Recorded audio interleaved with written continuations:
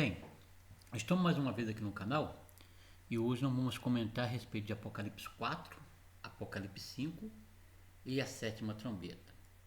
Por quê?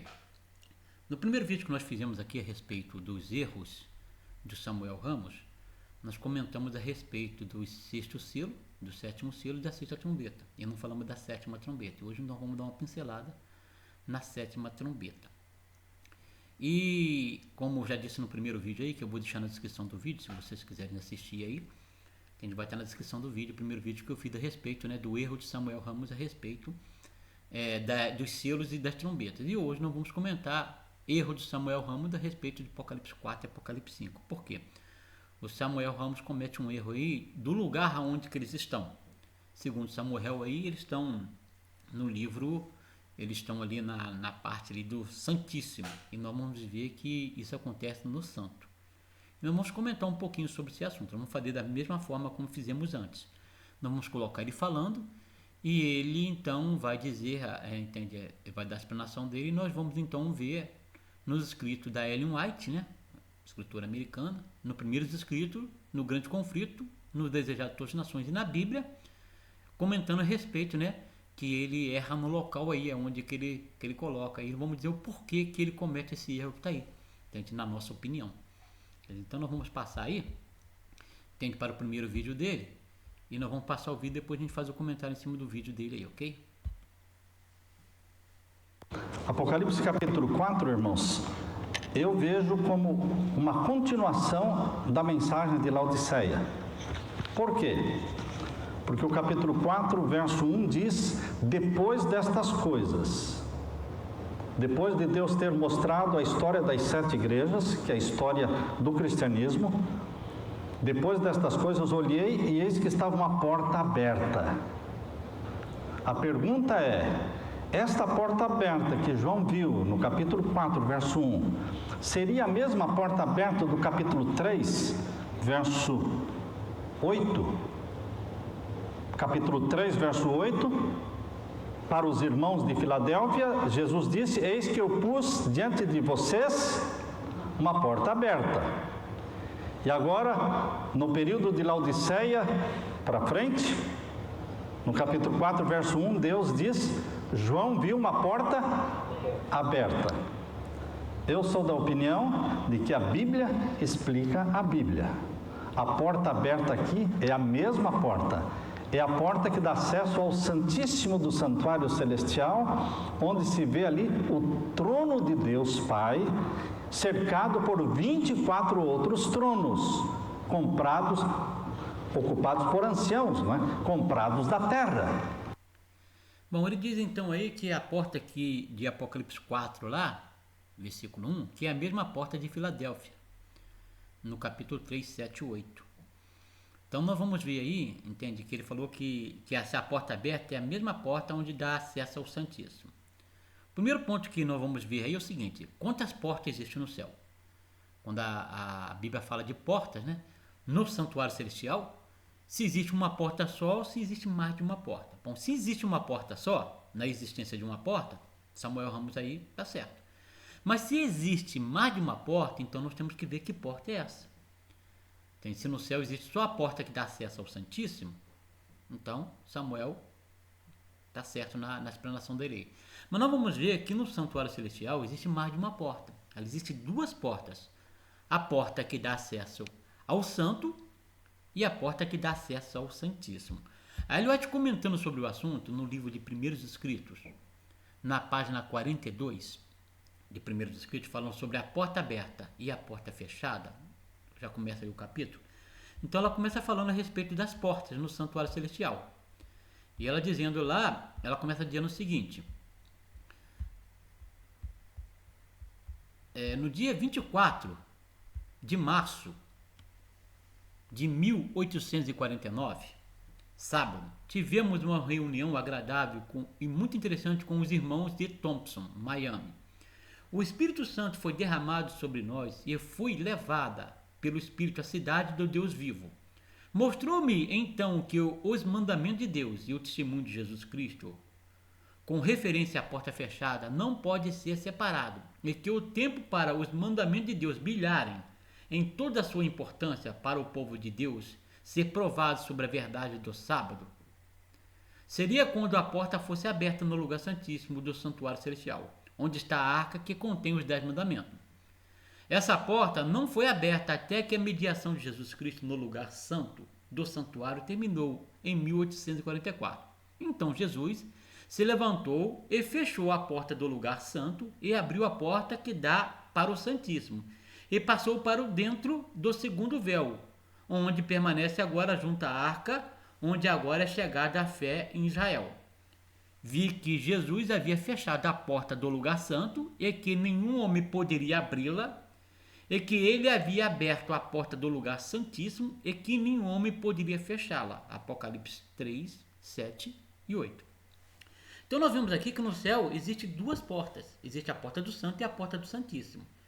Então nós agora vamos entender que porta era aquela que João viu. Se era a mesma porta que estava lá em Filadélfia.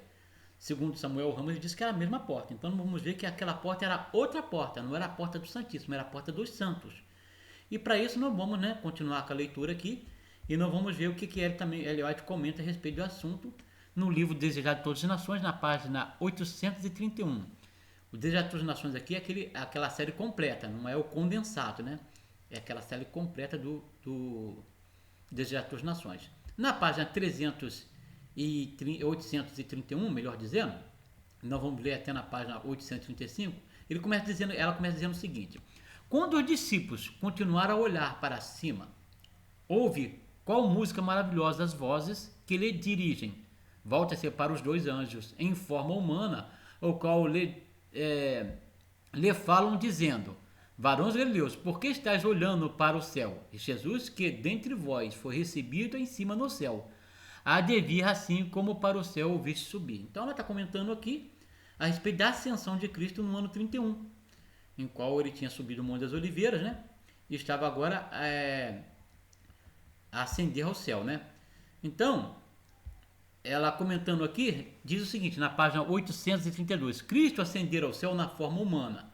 Os discípulos viram a nuvem recebê-lo, o mesmo Jesus que andara e falara e orara com eles, aqueles que partiram com ele o pão e com ele estiveram nos botes, no lago, e que fizeram com ele naquele mesmo dia a penosa subida dos Olivetes, ou do Monte Oliveira, o mesmo Jesus fora agora partilhar o trono com o Pai, do Pai. E os anjos garantiram ali, que ele viria do mesmo modo como de subir. Então a gente passando um pouquinho mais da frente, a gente veja aqui, todo o céu, na página 803, todo o céu estava esperando para saudar o Salvador e sua chegada às cortes celestiais. Ao ascender, abriu ele o caminho à multidão de cativos libertos e sua ressurreição, a seguir as hostes celestiais em brados de alegria e aclamações e louvor e cântico celestial, tomar a parte da jubilosa comitiva. Então está dizendo que estava esperando chegar no céu, Na página 834 diz o seguinte: ali está o trono e ao seu redor o arco-íris da promessa. Ali estão os querubins, os serafins, os comandantes das hostes celestiais, os filhos de Deus, os quais os representantes do mundo não caído acham-se congregados. O conselho celestial, perante o qual Lúcifer acusara a Deus e seus filhos. Os representantes daqueles reinos imaculados sobre os quais Satanás pensara estabelecer seu domínio. Todos ali estão para dar as boas-vindas ao Redentor. Estão ansiosos para celebrar-lhe o triunfo e gloriar seu rei. Então, passando um pouquinho mais à frente, diz, mas ele, na mesma página, os detém com um gesto, ainda não posso celebrar a coroa da glória e as vestes reais. Então, entra na presença do Pai, mostra-lhe as fontes feridas, atingidos os francos, os dilcerados pés, ergue-se a mão, que apresenta os vestígios dos cravos, e aponta para os sinais do seu triunfo. Apresenta-lhe Deus o molho movido, aqueles ressuscitados com ele, como representante da grande multidão que há de sair do sepulcro por ocasião da sua segunda vida. Então ele entra e mostra o Pai, para ver se seria aceito. Agora, na página 835, uma página para frente, ela comenta, ela vai comentando ali e ela diz aqui o seguinte: com inexprimível alegria, governadores, principados e potestades receberam reconheceram a supremacia do príncipe da vida. As hostes de anjos prostram-se perante ele, ao passo que enche todas as coisas celestiais de alegria e aclamação. Digno é o Cordeiro que foi morto de receber o poder, riqueza, sabedoria, força, honra, glória e ações de graça. Apocalipse 5, versículo 12. Hino de triunfo mistura-se com as músicas das harpas angélicas, de maneira que o céu parece transbordar com júbilo de louvor. O amor venceu, acha-se a perdida. O céu ressoa com antissinantes vozes que proclamam: ao que está sentado sobre o trono, ao Cordeiro, sejam dadas ações de graça, honra e glória, poder para todos sempre. Então ela está comentando aqui a subida de Cristo ao céu. E qual o texto que ela usa aqui? Apocalipse 5, Apocalipse 12, 5:12 e 5:13. Dizendo a chegada de Cristo no céu, no ano 31. Samuel diz que é no ano 1844.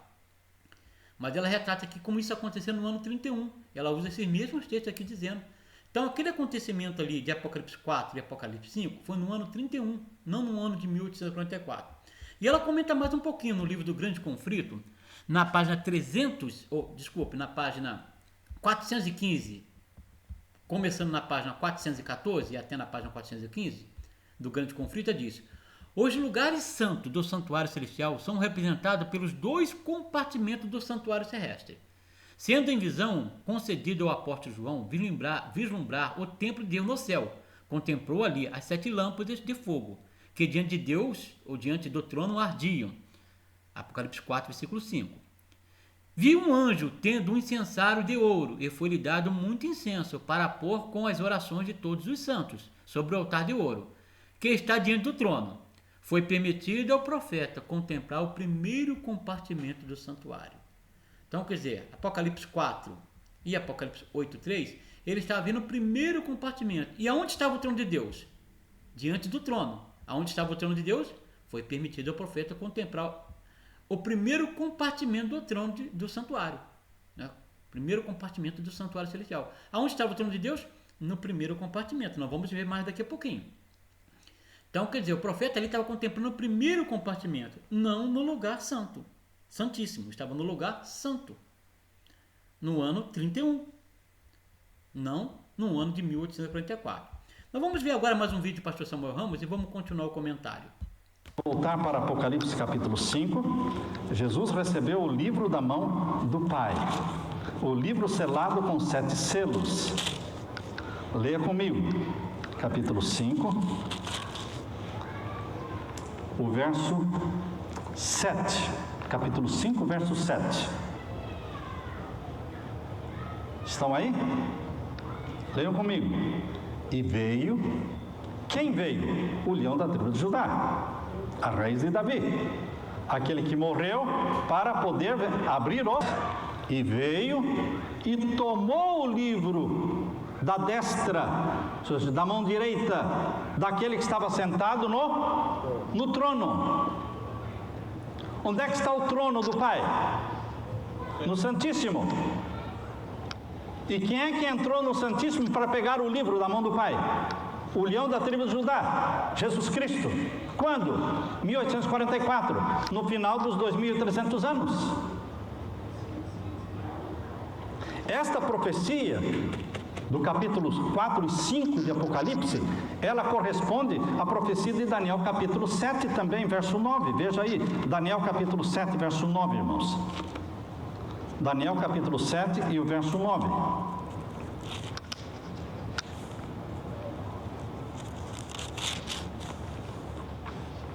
Estão acompanhando, irmãos? Hein? Vamos lá, capítulo 7, verso 9. Eu continuei olhando até que foram postos uns tronos. Quantos tronos? Quantos tronos? Uns tronos. Uns tronos pode ser, não pode ser um, né? Uns não pode ser um, mas pode ser 2, 3, 4, 5, 6, 10 e pode ser 25. Quantos tronos João viu?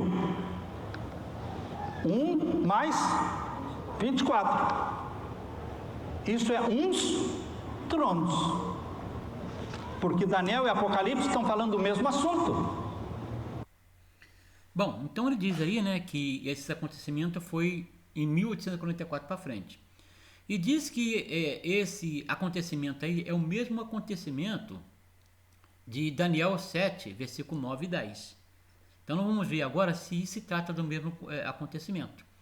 E vamos ver, né, como nós já vimos aí, que ele estava no primeiro compartimento, não no segundo. E ele retrata aí como se estivesse no segundo, né, que passou na mão do Pai, que o Pai estava no Santíssimo. Então nós vamos continuar vendo aí que o Pai não estava no Santíssimo, estava no Santo. Então nós vamos agora pegar o texto lá da Bíblia, entende? Aqui no livro de Filadélfia, né? Então nós vamos ver aqui que, né, nós falamos aqui que não é o mesmo que na Filadélfia, que não é a mesma porta. Até porque o anjo da igreja de Filadélfia escreve, diz aquele que é santo, aquele que é verdadeiro, aquele que tem a chave de Davi. E abre e ninguém fecha, e fecha e ninguém abre. Conheço as tuas obras, e eis que diante de ti pus uma porta aberta, e ninguém pode fechá-la. Tem pouca força, guardaste a minha palavra e não negaste meu nome. Então aqui está dizendo que a porta abriu em Filadélfia. Segundo ele, a porta abre em Filadélfia, que diz que ali é a mesma porta, que a porta que abre em Filadélfia é a mesma porta que abre em Laodiceia. E a pergunta que nos fica é o seguinte, a porta abre duas vezes? Então quer dizer, fica essa pergunta no ar aí. E ela, continuando a leitura, diz o seguinte, lá em Apocalipse 4, versículo de 1 a 4, diz o seguinte, depois destas coisas olhei, e eis que estava uma porta aberta no céu. E a primeira voz que, como de trombeta, ouvira falar comigo, disse, sobe aqui, mostrar-te-ei as coisas que depois desta deve acontecer.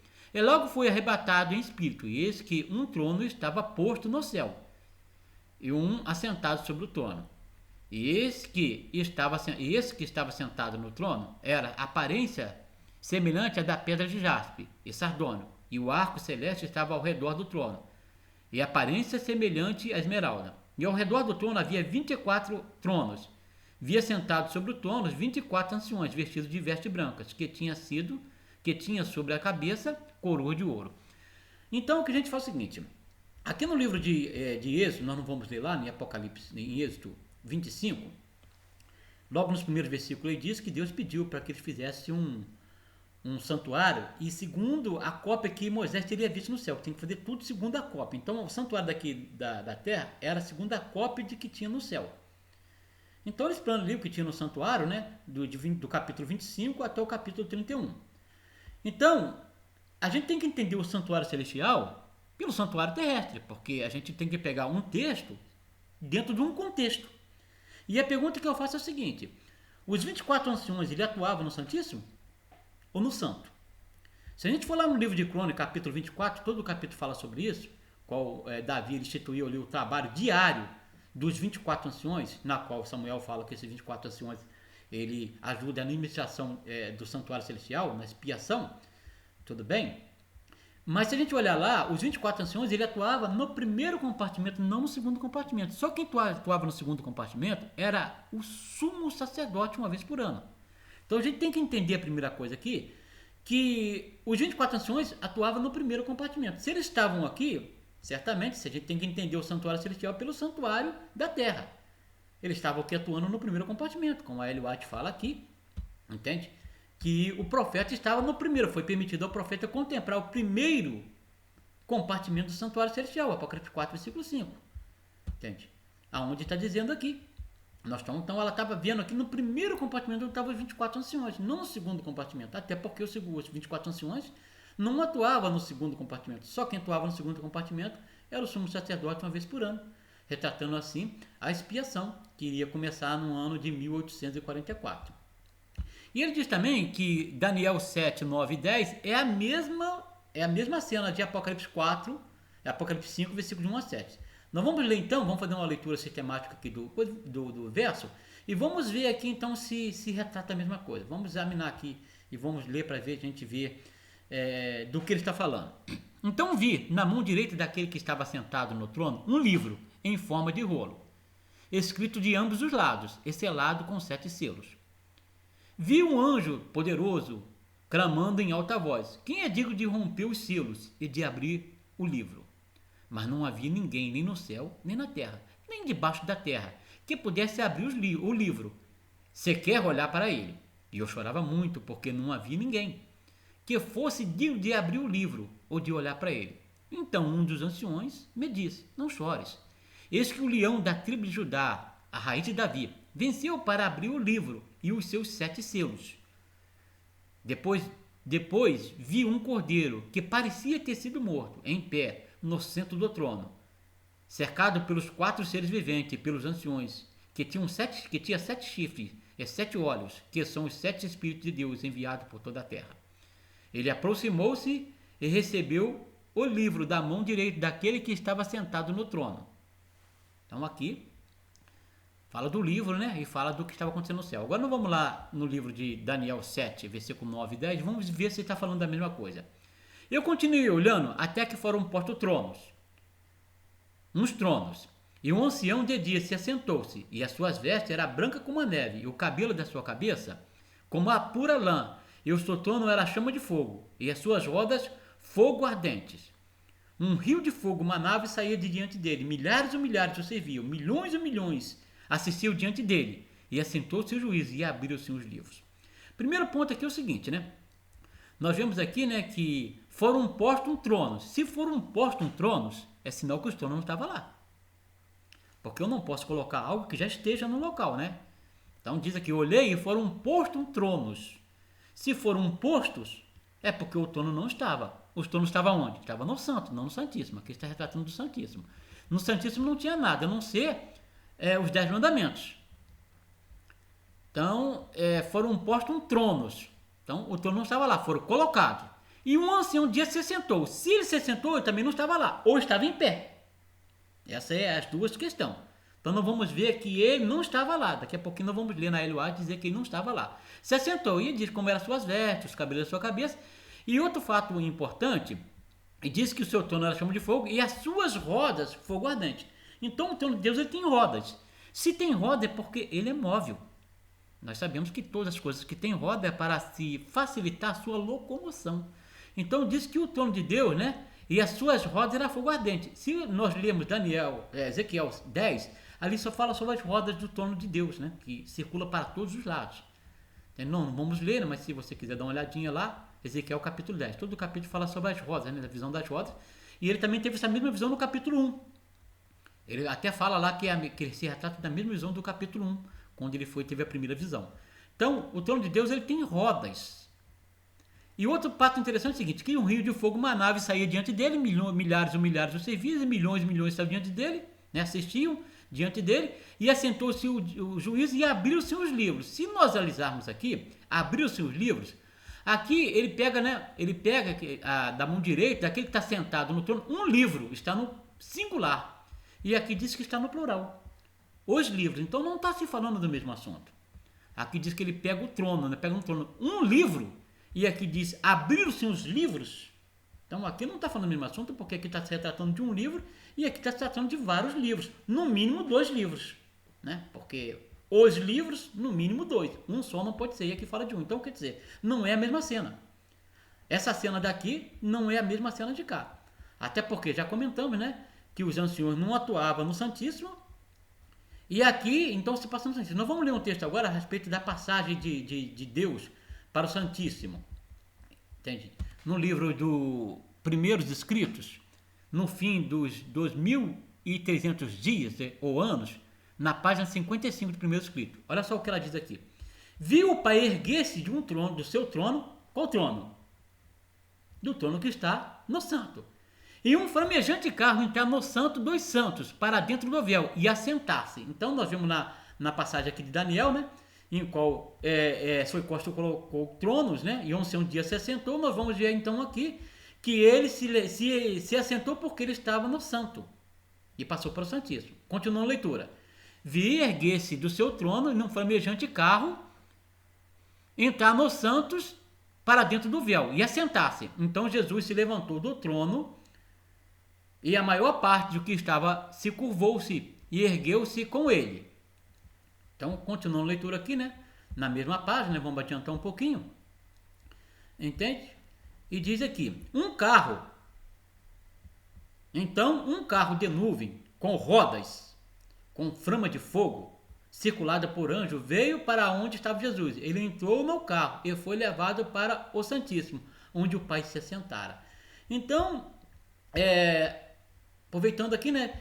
Ele ergueu do trono que estava no santo e passou para o trono que estava onde foram postos em Daniel, em 1854. Aqui é no ano 31. viu o pai se erguer-se do trono, né? Ele estava sentado no primeiro compartimento a partir do ano 31, e em 1844 ele ergou num flamejante carro, entrar no Santo dos Santos para dentro do véu e assentar-se. E Jesus entrou também num carro, né? E ele, num carro com rodas, como nós já falamos que o trono de Deus tem rodas, e ele entrou para o lugar santíssimo, onde permanece até o dia de hoje, segundo, né? Aqui Ellen White, né? No livro do Grande Conflito, ele passou para o Santo dos Santos aqui nessa data aqui, 1844, no fim do 2300 tardes de manhã. Então, se a gente analisarmos aqui, esse acontecimento aqui de Daniel 7, 9 e 10, e esse acontecimento de Apocalipse 5, de 1 a 7, aqui no ano 31 e aqui no ano de 1844. O pastor Samuel Ramos, ele deixa a desejar aí nesse comentário, segundo a Ellen White aí. Segundo a Ellen White, e nós analisamos o texto aí um pouco a miúdo, a gente pode ver que não tem nada a ver. Aqui, né, o pai, ele se assenta, ele se levanta de um lugar e se assenta no outro, e abriram-se os livros, e aqui fala-se apenas de um livro. Então, o livro que abriu lá em 1844, entende? O livro de julgamentos, né? E se assentou o juízo, e aqui foi o livro selado. Esse livro aqui não tem nada a ver. E por que Samuel Ramos bota desse jeito? Porque se ele disser, né, que ele diz que esse livro selado aqui abriu em 1844, então ele começa a dizer que então os selos começou a abrir em 1844. Por isso que ele se coloca aqui esse acontecimento, para apoiar a sua teoria. Então, se o livro abriu em 1844, realmente ele está certo de falar, mas esse acontecimento foi no ano 31. O livro selado começou a abrir no ano 31. Vem se abrindo palativamente, né? No outro vídeo nós comentamos a respeito disso. E esses livros que estão abrindo aqui outros livros. Não tem nada a ver com esse livro que está aqui. Espero ter ficado claro aí, né? A respeito de Apocalipse 4 e Apocalipse 5, que é outro acontecimento, não tem nada a ver com o acontecimento em Daniel 7, versículo 9 e 10. E agora vamos passar para um outro vídeo em qual ele fala das trombetas, para a gente podermos encerrarmos aqui. Entre a volta de Jesus e a abertura do sétimo selo, existe um espaço onde vão ocorrer uma série de eventos finais. Os eventos finais que ocorrerão depois que o sétimo selo for aberto, mas antes da volta de Jesus, são as 7 trombetas e as 7 pragas. As 7 trombetas e as 7 pragas anunciam tragédias, destruição, catástrofes que ocorrerão depois da abertura do sétimo selo, porém antes da volta de Jesus. Então a pergunta aí que eu faço é o seguinte: ele diz então, ele comenta lá no livro dele que a porta da graça fecha, né? Jesus levanta do santuário, então começa a cair as 7 trombetas, e consequentemente depois das 7 trombetas começa a cair as 7 pragas. Então a pergunta que eu faço é o seguinte: então não é 7 pragas, é 14 pragas, porque ele diz que anuncia destruição. A Bíblia fala que é 7 pragas, mas Samuel fala aí que é 14 pragas, porque se somar 7 com 7 dá 14.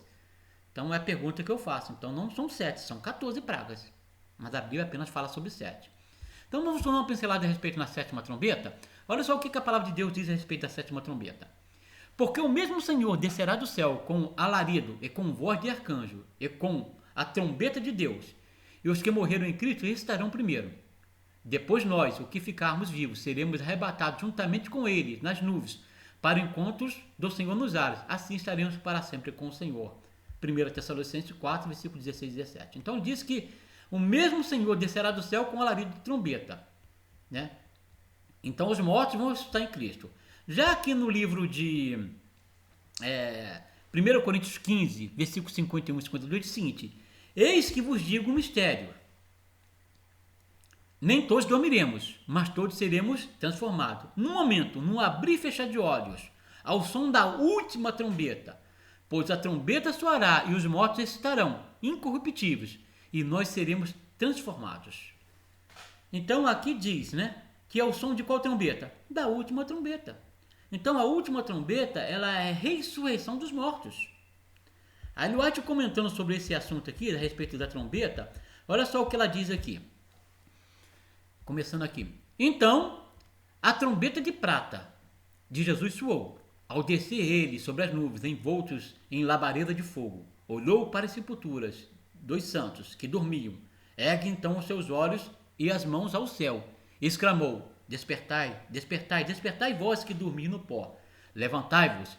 Houve um forte terremoto. As sepulturas se abriram e os mortos saíram revestidos em imortalidade. Os 144.000 clamaram aleluia quando reconheceram os amigos que deles tinham sido separados pela morte. E no mesmo instante fomos transformados, arrebatados juntamente com eles para encontrar o Senhor nos ares. Então, a ressurreição, a trombeta de prata soou. Qual a trombeta de prata? A última trombeta. Entende? Qual trombeta que é? Ao som, né? Nem todos dominamos, né? Ao som da última trombeta. Então, a última trombeta, ela é a ressurreição dos mortos. Ao som da última trombeta. O apóstolo Paulo fala que ao soar a última trombeta, né? E os mortos restarão incorruptível. E a respeito aqui, que o Samuel Ramos fala, que as 7 pragas, as 7 trombetas e as 7 pragas cairão depois da porta da graça fechar, olha só, quando a porta da graça fechar, o que vai acontecer? As nações estão se irando agora, mas quando o nosso sumo sacerdote, né, no livro aqui de Primeiros Escritos, na página 36, quando o nosso sumo sacerdote conclui a sua obra no santuário, ele se levantará, erguerá as vestes da vingança, ou envergará as vestes da vingança, e então as 7 últimas pragas serão derramadas. Vi que os anjos que segurariam os 4 ventos até que a obra de Jesus estivesse terminada no santuário, então virá as 7 últimas pragas. Então as 7 últimas pragas vai ser quando a porta da graça se fechar. Não vai ser as 7 últimas pragas vai cair, primeiro as 7 trombetas, depois as 7 últimas pragas. Cristo vai ministrar no santuário até o finalzinho, quando ele sair do santuário vai ser derramado as 7 últimas pragas. Então o pastor Samuel Ramos também deixa a desejar nesse ponto que está aí. Entende? Ele erra nas suas interpretações. Entende? Então, espero que tenha ajudado aí um pouco mais do conhecimento a respeito dos acontecimentos, né? Apocalipse 4 e Apocalipse 5.